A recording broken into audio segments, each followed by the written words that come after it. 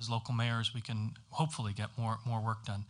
None of us want to appear to be alarmist, and yet what's happening is alarming. It's alarming that we have an international organization that can let water out of the lake and isn't. It's alarming for me in Brighton that the answer seems to be, let's redraw the floodplain mapping. Well, redrawing the floodplain mapping for Brighton will mean eliminating essentially the area of my community that is most developable and is developing at the moment. It will mean crippling my local economy. That's not acceptable to me. What is acceptable to me is revoking 2014 and coming up with a plan, be it 1958 DD or another plan that monitors and affects lake level management in a way that is acceptable to the people of Ontario, especially those who dwell on the lakeshore, and especially those of us who are leaders in our municipality that have infrastructure along our lakeshore. So I would echo Mayor Panchuk's statement that we need to be in front of people who are in or want to be in the House of Commons and ask them, what will you do for us with regard to lake level management on Lake Ontario? Thank you, Mayor Harrison. Thank you very much. Who's next? Mayor Ferguson, yeah, you're on the home run. Well, thank you, Mayor Harrison, and thank you for the invitation to attend, and thank all of you for coming. Prince Edward County, just to put things into perspective, as Mayor Harrison referred to us, is the largest shoreline, certainly on the north shore of the lake, at about 500 kilometers of waterfront. To put that into perspective, some of our neighboring municipalities, Belleville's about 24 kilometers, Quinte West 35 kilometers, so on and so forth. The entire circumference of Prince Edward County has been affected by the water levels that have arisen from the beginning of the year until they began eventually to recede and continue to recede, albeit extremely slowly. We began monitoring and attending to the possibilities of water levels that exceeded or might exceed 2017 in March and April of this year. And we assembled our municipal management group, who met weekly or every other week to take stock of what the water levels were doing to the shoreline, to private property, and to our infrastructure. And the of concern, of course, was public safety, but our community relies very heavily on tourism economy, and the net effect of the water levels that we experienced this year were significant effects on our tourism accommodation, on our beaches, some of which had to be closed, on resorts and campgrounds that people might otherwise have visited and spent money at, and subsequently would have spent money in other areas of our economy. And it was, for me as a municipal official, and for my fellow members of council and our staff members, the most frustrating thing about this was nobody appeared to be listening to our concerns. There was all kinds of scientific explanation as to why this was happening, but our frustration was we couldn't get out into a boat and pull a plug. So I fully support the revocation of this plan because clearly it is not working. We experienced flooding in 2017 as a result of the implementation of this plan 1 year earlier. We experienced worse flooding this year, so it's anybody's guess what could happen next year, although we are preparing for at least similar circumstances. So I fully support this, the immediate revocation, and importantly, a response by the IJC within 2 weeks, because we have a considerable amount of planning to do, as I think everybody at this table does.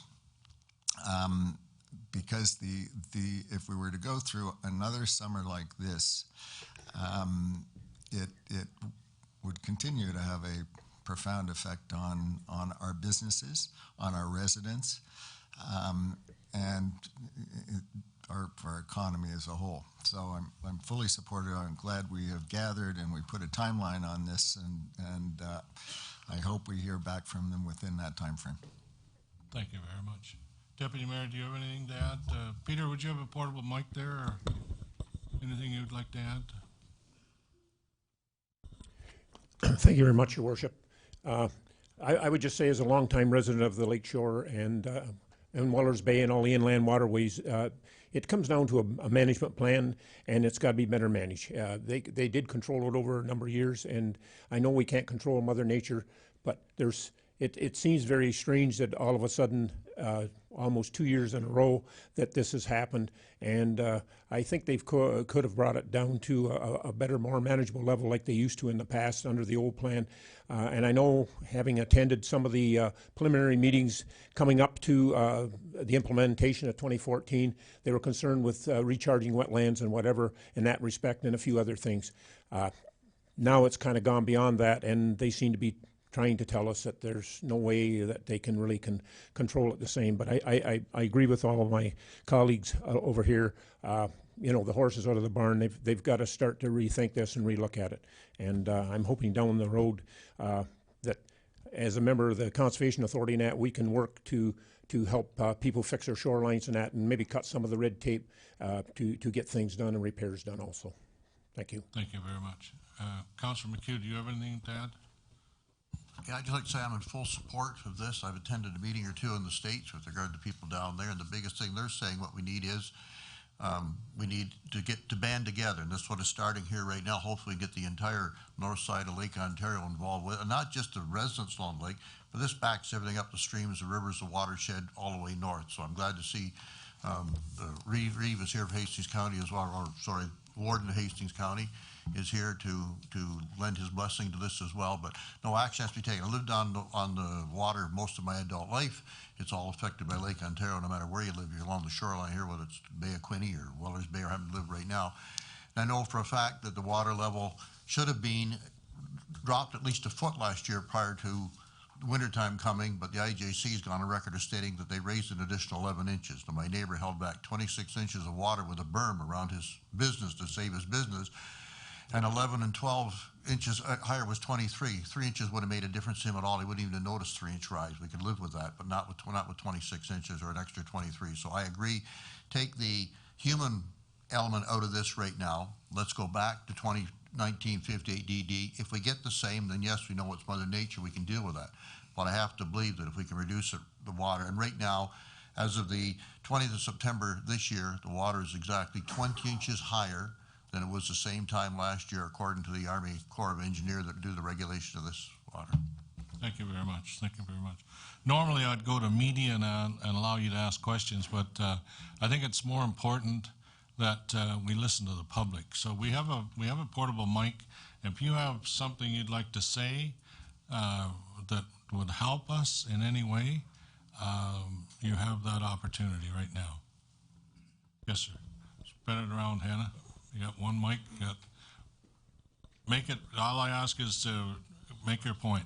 I have property on Wellers Bay, and what are the chances that we're going to make any difference? Or I've been told that it could be substantially higher next year than it was this summer. Should I try to plan for that, or is there any chance that you're going to achieve what you want with the federal government? Listen, you know, we all live, you know, Stephen Leacock said, hope springs eternal within the human breast. So we're certainly, maybe we're late, maybe we should have done this a month ago, but we're doing it, and we hope that we can see something happen immediately. And that's what we're asking. We're asking the provincial government to take control and the federal government to do their share, not blame each other. Get moving. Thank you.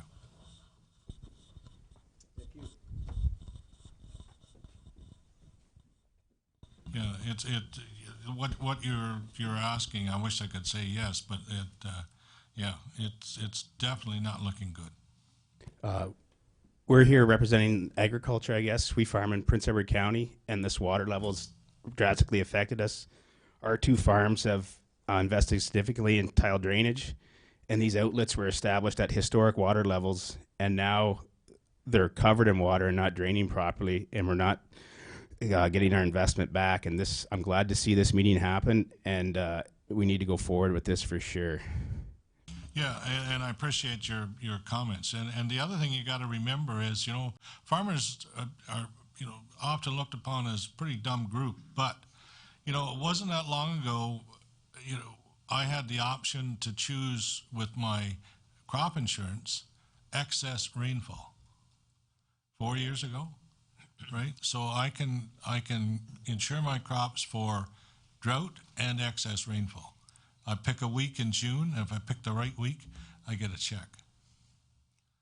But and that's the way it works.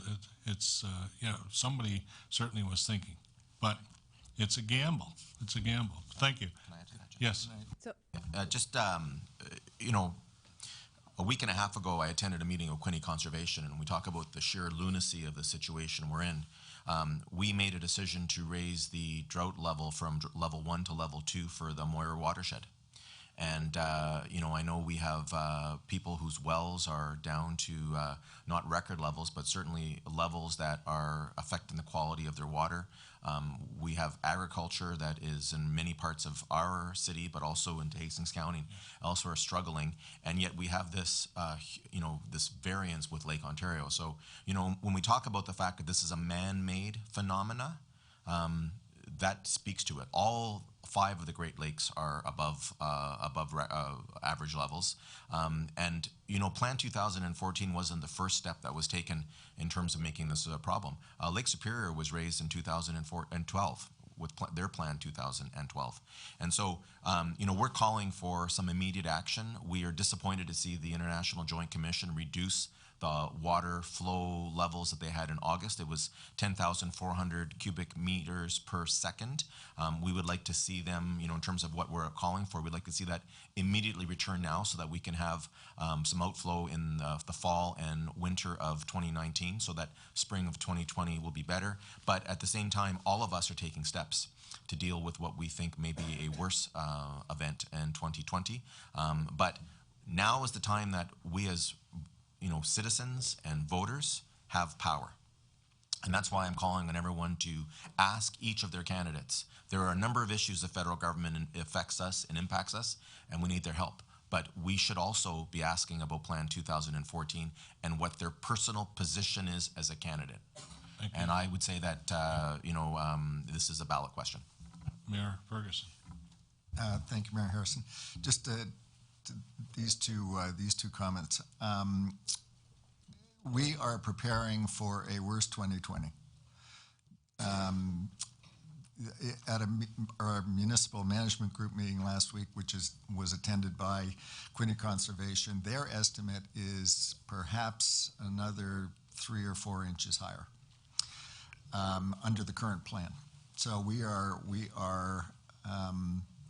revising our mapping and preparing for that possible eventuality, so that we can get into action and attend to infrastructure and those sorts of things, particularly on the western side of the municipality.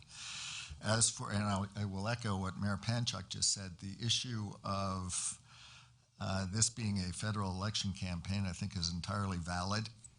At the Regent Theater tomorrow evening at 7 o'clock, there is an all-candidates meeting, and this will be a question that will be posed to the candidates. And if you have the opportunity to attend, I think it would be time well spent, an opportunity to get some of the answers from the 3 candidates running in the election in the county. Anyone else? Public? Yes. Okay. I was just going to add to, we farm next to Steve, and Yes. Just to give you some quantity or quantifiable numbers, in excess of 10% of our land we could not plant because it was flooded as a result of the 2014. It wasn't because of excess rainfall, it was because of that. And if it's going to be higher next year, we are probably going to lose more land. And we're in the process right now of planting winter wheat. And if we plant winter wheat in some of those places, it's just going to get flooded. So I just wanted to add that as real numbers. Thank you. Someone else? Thank First off, I'd like to say thank you for finally getting together and having this meeting. I've been raising these issues since 2014, accused of being a conspiracy theorist and so forth, and I kind of let it go. I sent many letters to your predecessor, Steve, before, and we basically, nothing happened. Fast forward to 2019, so 17, we have water levels that are 7 inches higher than the 100-year level. We have people from conservation authorities saying, don't fill in your land because it might flood the land next door, as if that's going to have an appreciable effect on Lake Ontario water levels if I fill in my lot. Frankly, we weren't taken seriously. So fast forward to 2019. I have sent probably, I don't know how many emails to yourself, Steve, probably 30, 40. I've had no responses. And it's good to be here right now, and it's good to hear that we're finally starting to do something. But at the end of the day, the key is going to be is what actions are actually taken. And I was listening to Elizabeth Warren last week, and she was very inspirational talking about how movements start. And she said that it starts with millions of people supporting something and having strong leadership. And Jim, you and I had a little chat before we started. I hope that this is the start of a really serious effort on your part to repeal Plan 2014. That this is not just window dressing to kind of appease what's going on for fear of what's going to happen in 2020. So that you can say that you had this meeting. I hope there's more substance to what's going on here right now. And the proof will be in the pudding. And so I support you, and I think a lot of other people will support you too, if we really move forward. And I guess my question would be, is what are you going to do to enlist community involvement in getting this issue moved forward? Because I think you're going to need it. I don't think you're going to be able to do it by yourself. I think you're absolutely right. Don't disagree. Try the other side of the room here, Anna. They'll feel like they're not here.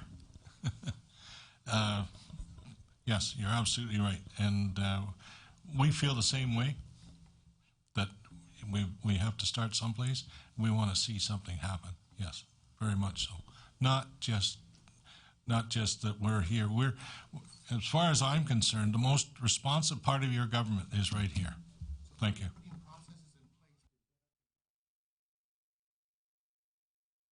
Yeah. Just give me, nothing. Politicians are, what you'd say, not fast. Steady. Mayors, good morning. My name's Eben James. I first and foremost want to thank you for your collective leadership in approaching the issue and dealing with the issue. I too have worked on this issue for many years and am deeply challenged by the lack of care, response, or mitigation from the International Joint Commission. And it seems that the biggest challenge of all is the ability to bring the collective will of the people to bear on the IJC. And I appreciate very much what you're doing. And if I offer any words of encouragement, those words would be to reach out to an organization called United Shoreline Ontario. Some of you may or may not know them, but they have been effective at leading this process, not just in Canada, but in the United States as well. And it seems that any reaching out, and I personally have spoken to the Premier of the province about this issue, and I have asked the Premier of the province to speak on behalf of all citizens in Ontario, and unfortunately that did not meet with any meaningful success. We need to actually bring that collective voice, and in particular to whoever the appointing parties are of the International Joint Commission, because the reality of the situation is they do not want to change from the status quo. Thank you for your leadership. I stand ready to help you in any way I can. Thank you very much.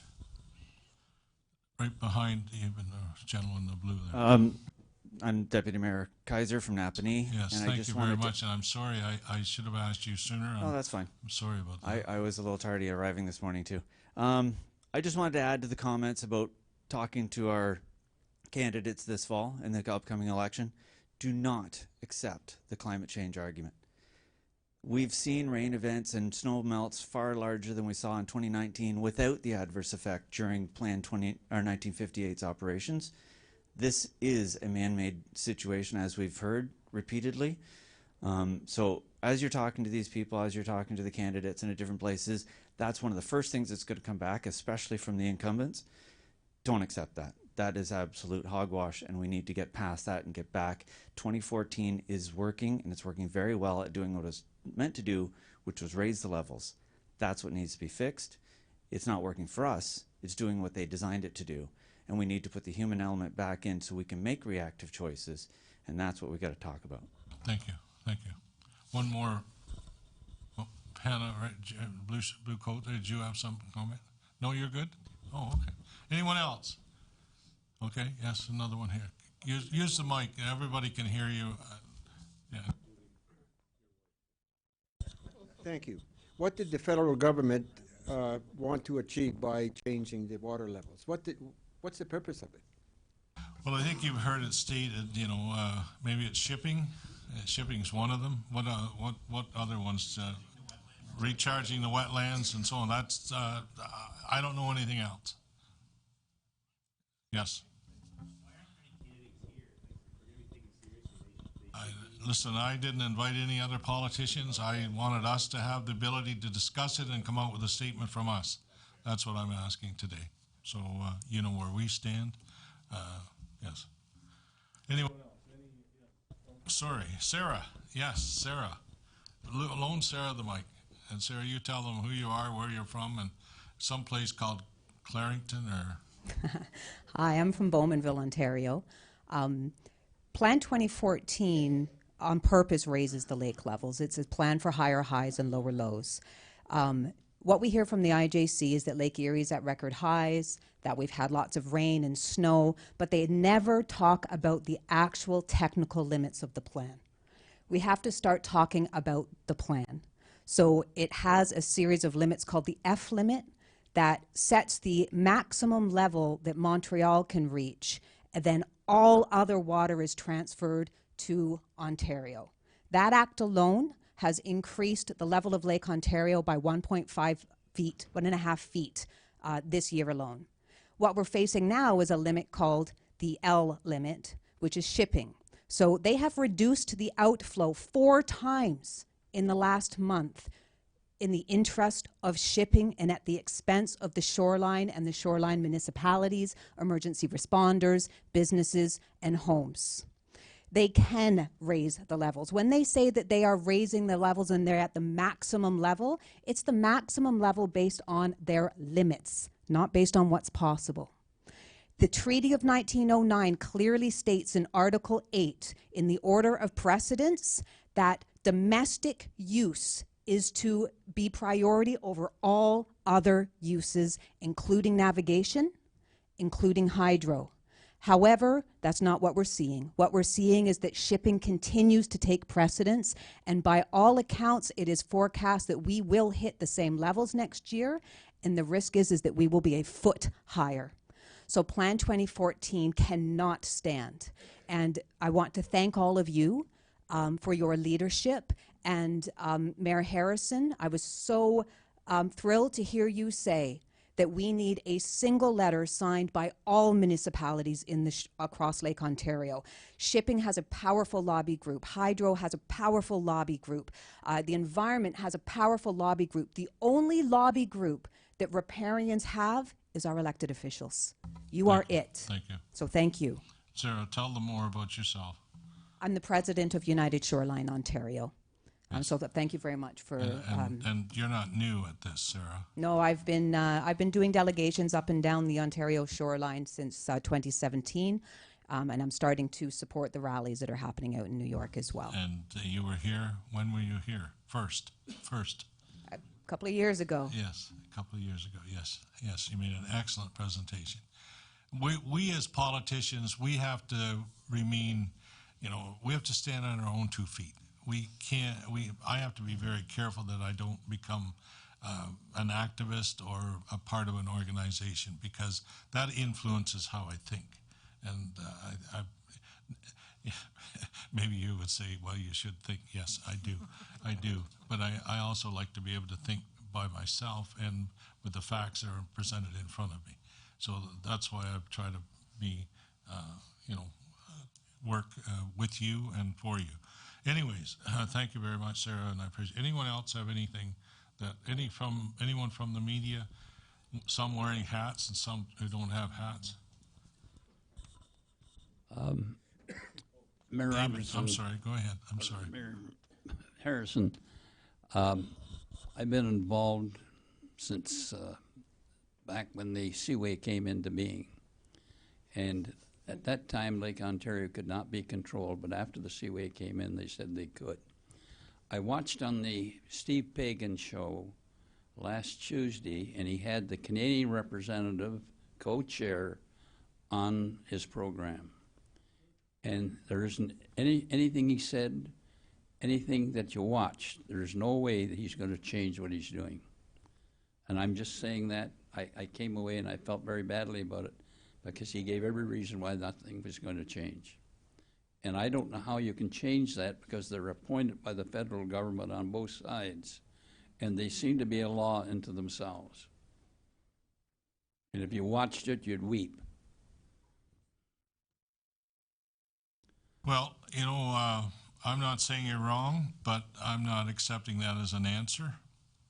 I think this situation deserves to be managed differently, and we all agreed on that. And I think that's the approach we're willing to support. That's the approach we're going to take, and we will not rest until we see something changed. That's just the way we are. I think we're stronger together. Yes, we are. We're much stronger together. And if we, I know this as we started with this group, but I know that it's going to infect others, and they're going to come on board.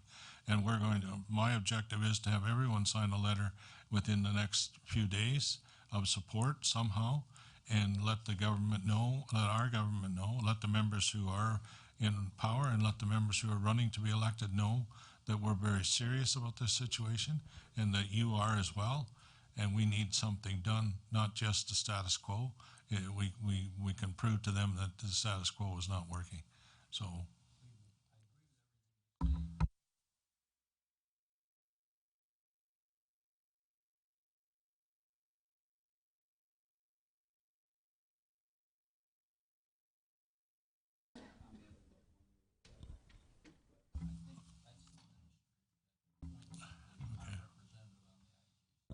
Okay, well, we will certainly, we'll continue from here. My objective right now is to get complete support from the politicians and go from there. And yes, I don't have any problem reaching out to the minister at all, and we will do that.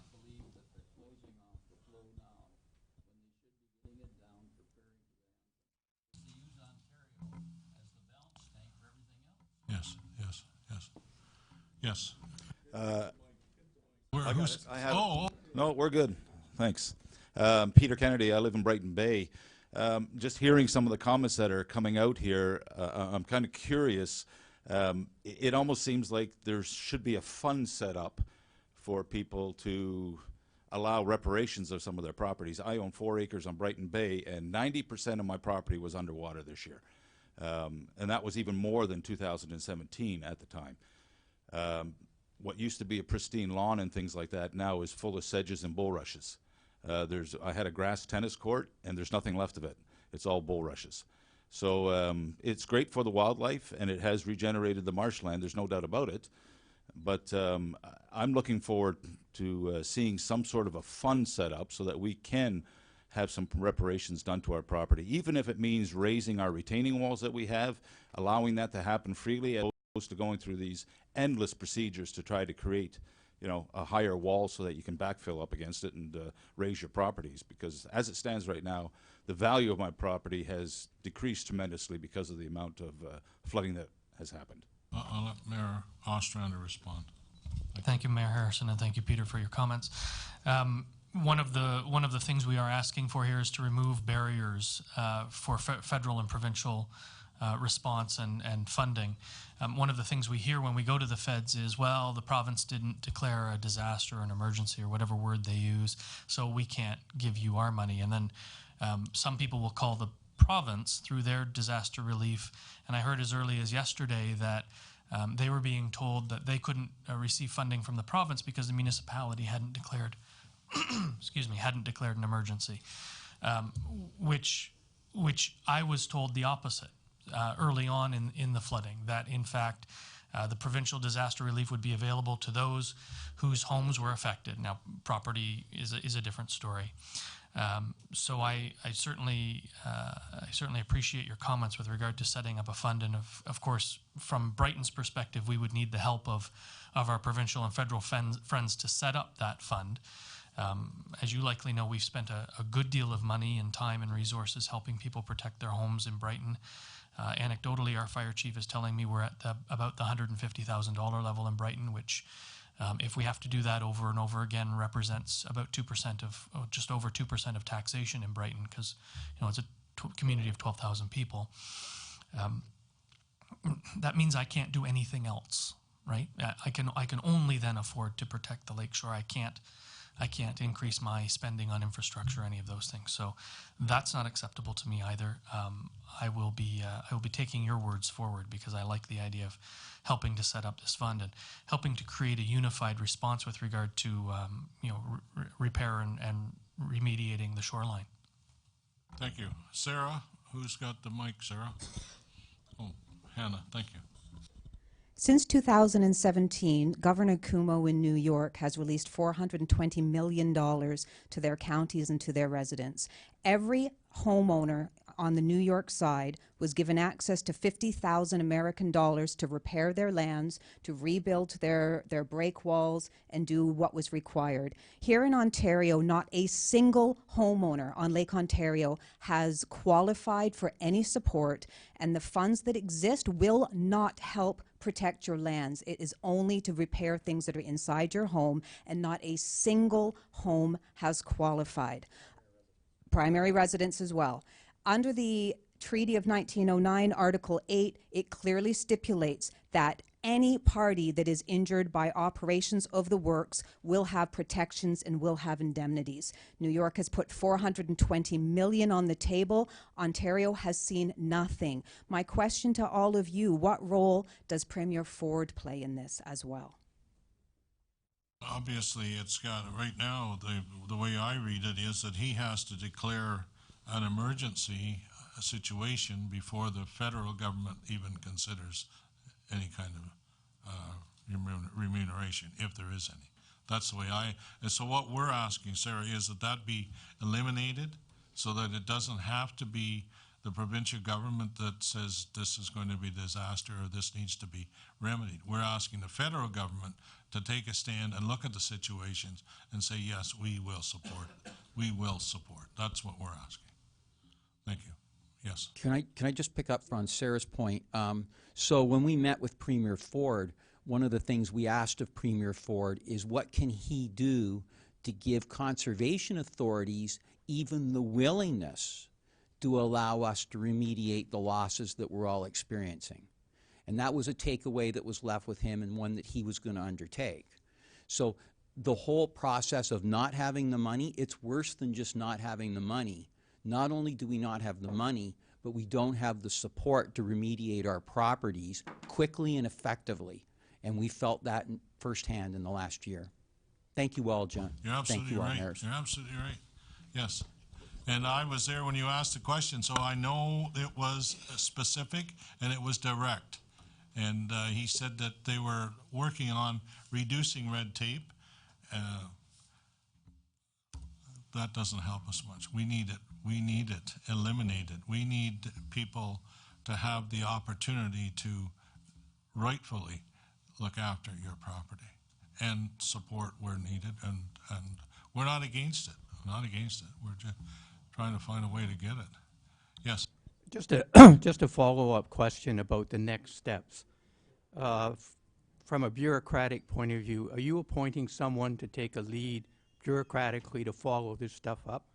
I mean, you guys are busy, but who do you turn to and say, you're responsible for following up this letter and pushing?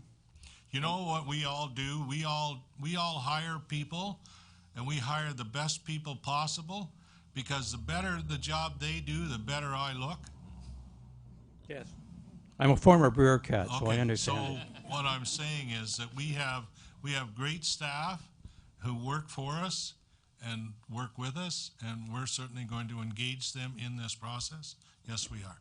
Okay. Yes, we are. Yeah, because if you depended on us, you know, We'd be here forever. you've been there.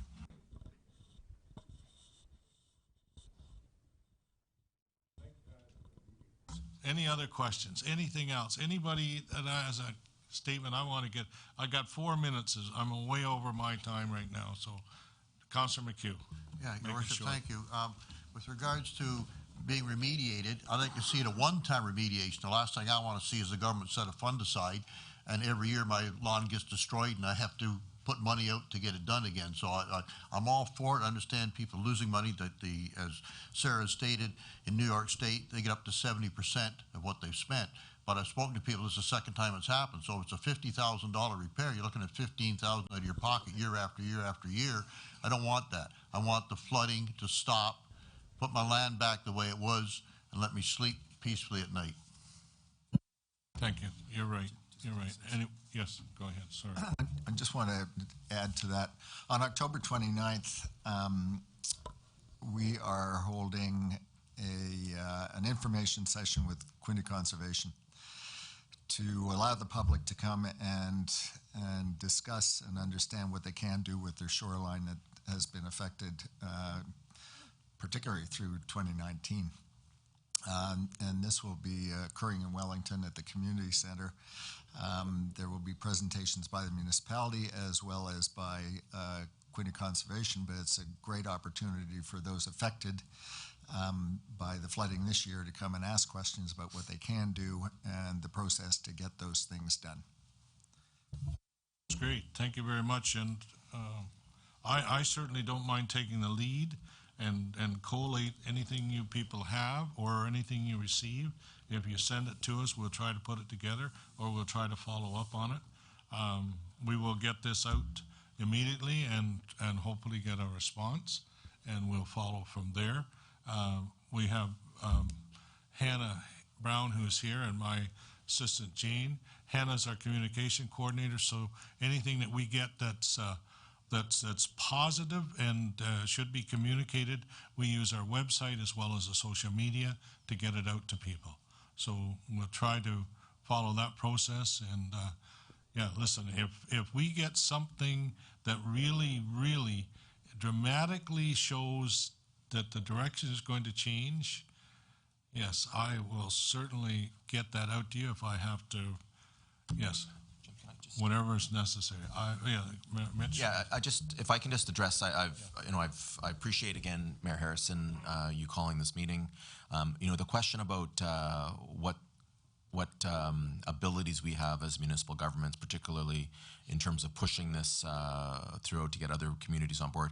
That's valid, and we'll do the best we can. But we all recognize we're the municipal level of government, and we have limited abilities to impact this. Coming together to issue this joint statement is something that we want to raise the matter. But we're the most impacted, even though we have the least amount of powers on this. But we do have responsibilities, and in the city of Belleville, when we talk about these extraordinary measures that we as a group are calling to be allowed to do, it includes protecting our source water and our wastewater facilities. If we have these levels that are being suggested for 2020, they are going to breach our defenses. And so we are calling on the federal government to take action. But if we don't see the action that we need in advance of next spring, we are going to have to take action, and all of us as municipalities have to take action to protect our residents. And so this may be something in terms of building berms, and that's where the frustration we have with the provincial government and with the conservation authorities is in that they restrict us on how quickly we can take take this action. So we are looking at all of our options, including declaring states of emergency to allow us to take those measures. But make no mistake, you know, we have to do what's best for our residents, and we will. And we're looking for support and help from the public for that as well. Thank you again, Mayor Harrison. Yeah, yes.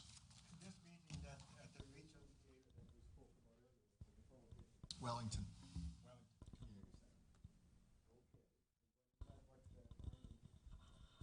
Sorry, October 29th at the Wellington Community Center. It'll, Can't be October 20th, September Yeah, 20th. no, October. This is conservation. the Quinny Conservation. the candidates. Oh, candidate. Oh, the all candidates meeting at the Regent Theater is tomorrow evening. Tomorrow evening at 7 o'clock. I'll be there at 3. Listen, just further to Mayor Panachuk, you know, and yes, we do have a lot of responsibility, but our powers are limited. And I give you an example. You know, we've spent well over $70 million improvements on our wastewater system in Quinny West. Over 70 million.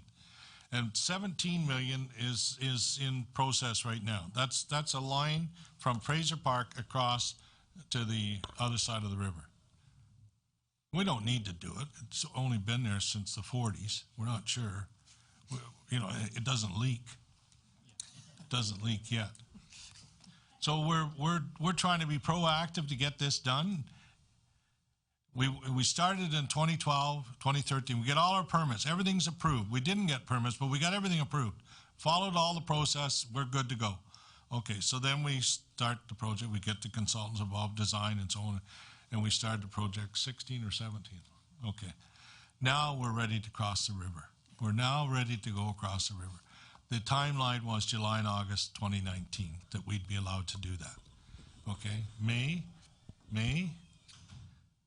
we're told we don't have our permits. Oceans and Fisheries will not give us our permits based on what we did. They want to recirculate the information to other groups, Indigenous and so on. All right, fine. Why wasn't it done long ago? Why was it done now? Why 2019? And you know, we're looking at a 6-foot area is what we're looking at the river. That's what we're looking at. We're not wanting to destroy anything. We just want to put a better piece of pipe across the river to make sure that everything functions the way it's supposed to. That's all we want to do. We also had to give them a $250,000 security bond to convince them that we were going to do what we said we'd do. Yeah, makes you happy, doesn't it? $250,000, then they say you can't do it. So talk about frustrating. Yeah. Anyways, thank you very much. You've heard enough negatives. It's a good day. We got things ahead of us, and we're going to make something happen. And thank you very much. If we don't, the election's in 2022. So thank you. Okay. Keep your head above water till then. Thank you very much. Appreciate your help, and especially everyone for coming. And thanks to all the staff here. There are some donuts or whatever here left. If you're going anywhere, help yourself. I do have cards of mine if you're interested in them. But I'm still the mayor of Quinny West. You can always reach me. There are 2 things I'm weak at, is hiding and running. Thank you very much. Your worships, there are some reporters looking for individual interviews. Okay.